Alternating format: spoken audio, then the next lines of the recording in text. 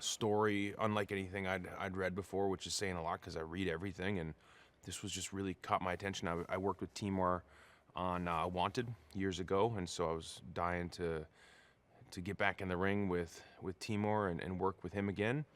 And I just really loved the story, and I loved I loved the screenplay. So that's how it came to me. Chuck Roven, of course, is an amazing producer, Oscar-winning producer, and so the fact that he was involved was really exciting to me.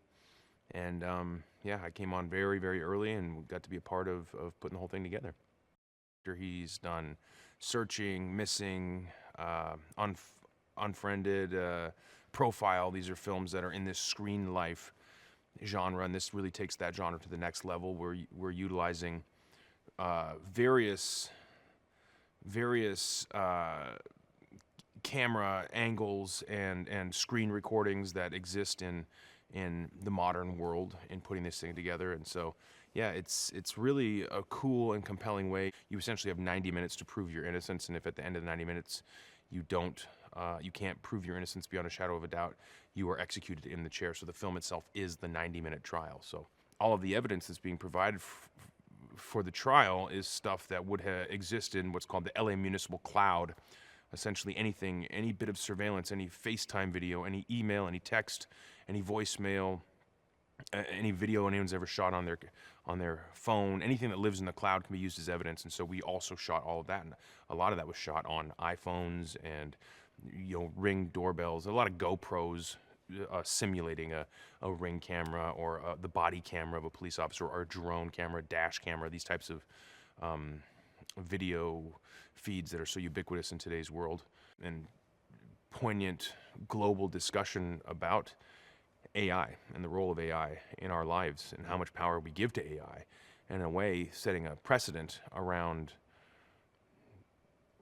what we should allow AI to do, because we cannot allow for AI to, despite the fact it's so incredibly convenient and efficient, we can't allow it to supplant our own human intuition and human dignity and human emotion.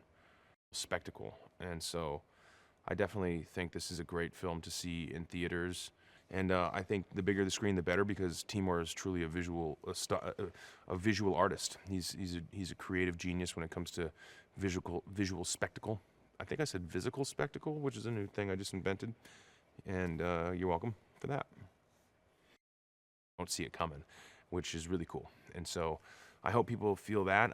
This was an opportunity for me to play a character that's a little different than anything I've ever done before. I think there's a level of darkness to this character that I got to lean into and have a lot of fun with. What's neat is you witness the life of this guy's 20 years that you've seen, that you get to see through the course of this movie, and you see this arc of him being a guy who's more closely related to the guy that you would see if you sat down and had a beer with me or had a cup of coffee with me, a little more irreverent and fun and lighthearted, but you see something happen in his life that turns him dark and turns him into someone that you think is capable of murdering his wife out of a fit of drunken anger and rage. And so that was a challenge for me, and I hope audiences like it.